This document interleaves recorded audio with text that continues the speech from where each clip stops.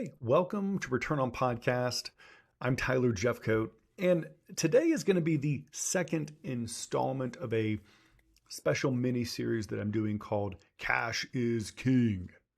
You know, we came out of 2022 feeling some pinch, feeling a lot of tightness in our bank account, and it's time for us to respond to those feelings of tightness and stress by proactively managing our cash flow.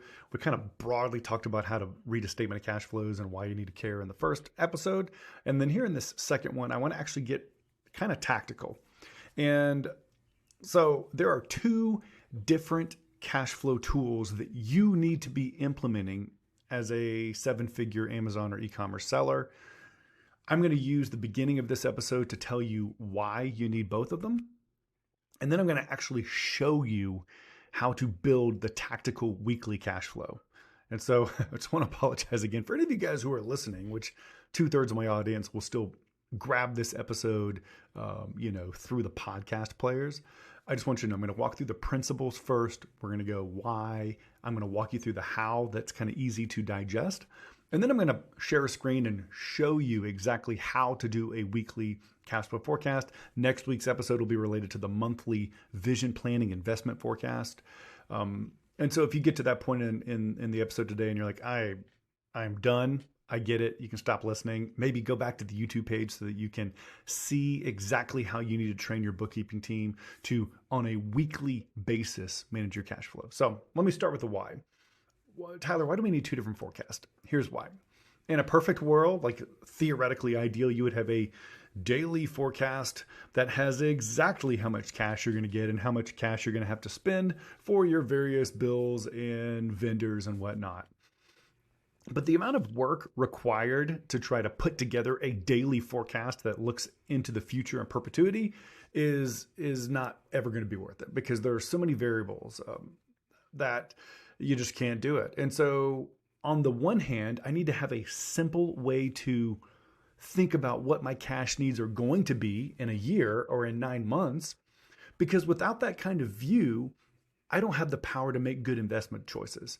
And so that's going to be the second tool we'll look at next week, which is a monthly simplified cash flow forecast that tries to understand how I normally manage cash and how much of it I'm going to need for my future plans. That's the vision investment side of the cash flow forecast.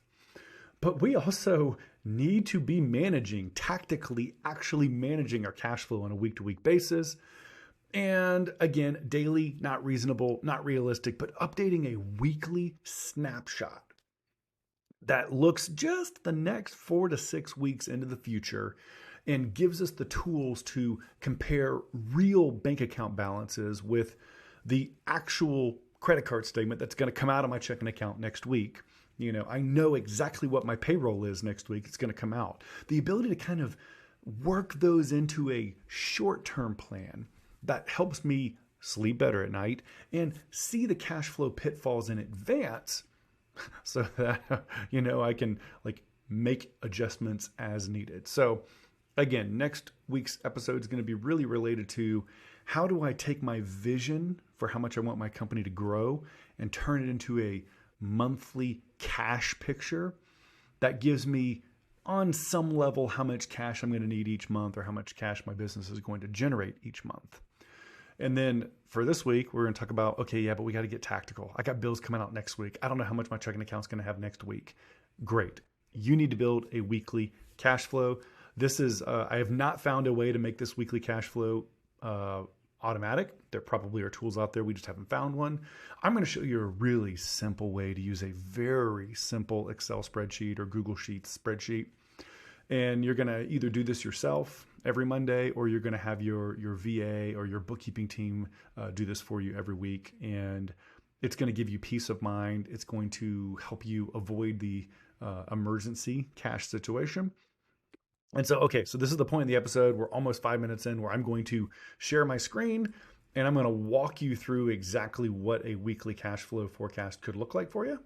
And so again, if you're just listening to this episode, I'm sorry. I'll try to walk you through this, but we're going to go line by line through exactly how I would manage the procedure for your cash flow forecast. So first thing I want to say is you're going to have you're literally going to have a column for each week.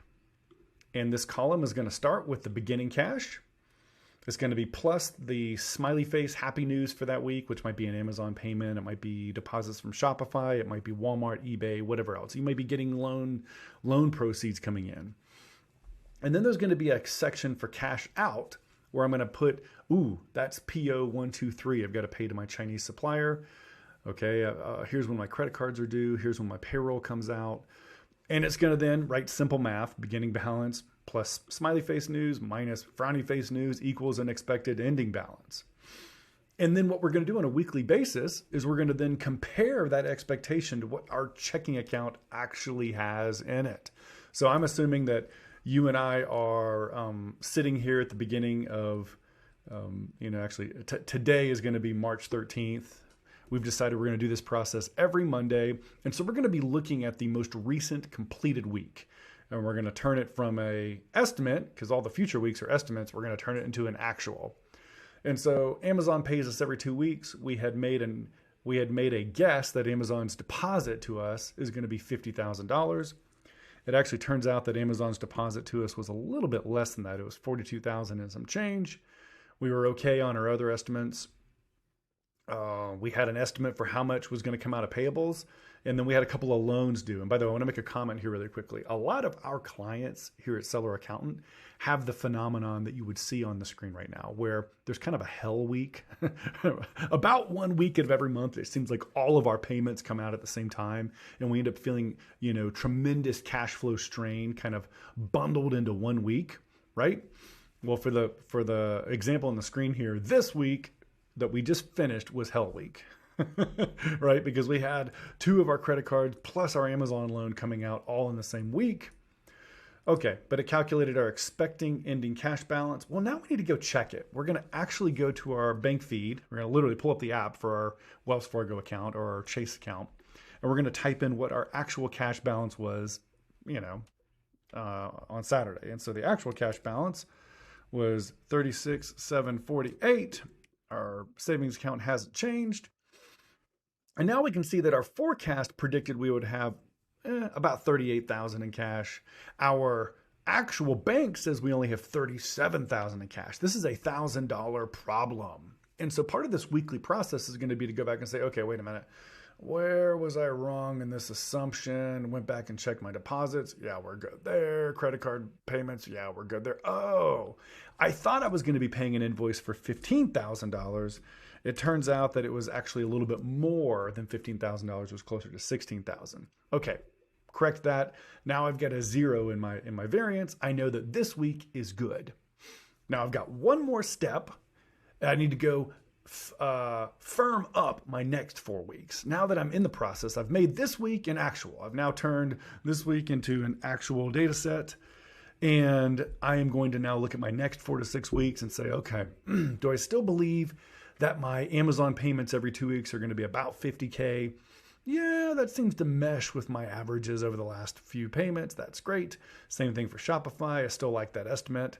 By the way, I would literally go here if I just pulled the last, 6 or 7 weeks of Shopify. The average was right at $1,650. That seems like a pretty good estimate.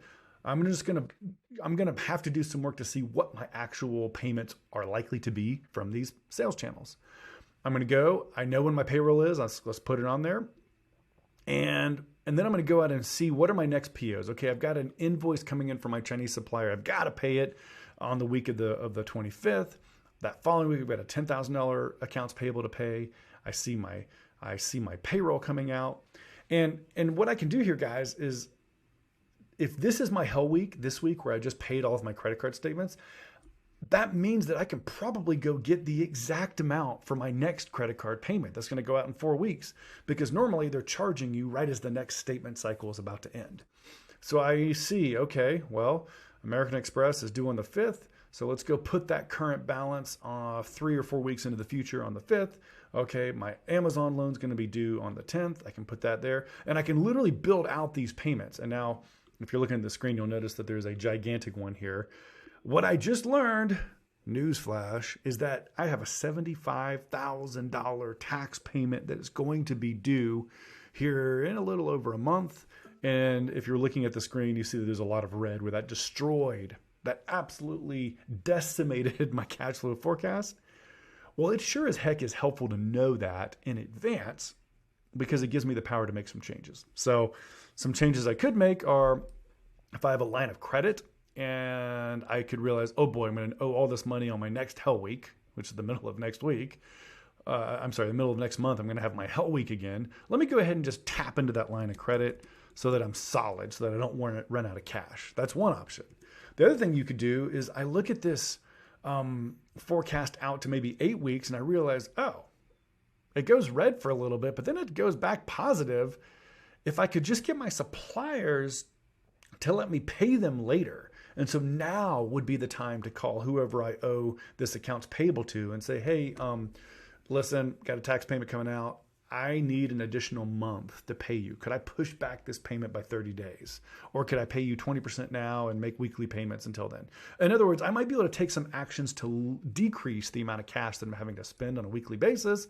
And by doing that, make it to where, okay, I don't have to pay this $24,000 until in the future. Okay, that's getting better. And I don't have to pay this $10,000 because my supplier is going to let me pay it a little bit later. All right. I still got a problem. I've got a $17,000 problem, but now I don't have to go into my line of credit the full amount. I can just go grab a little bit of additional cash from my line of credit to float me. And so again, the reason this process is helpful is that it forces me to put a name on the dollars that are coming in and going out of my business each week so that I can be responsive proactively instead of reacting to an emergency. So I hope this is helpful. If you guys need help building this forecast, this is something that we do here at Seller Accountant. We're happy to help you. And have a great day. Take care.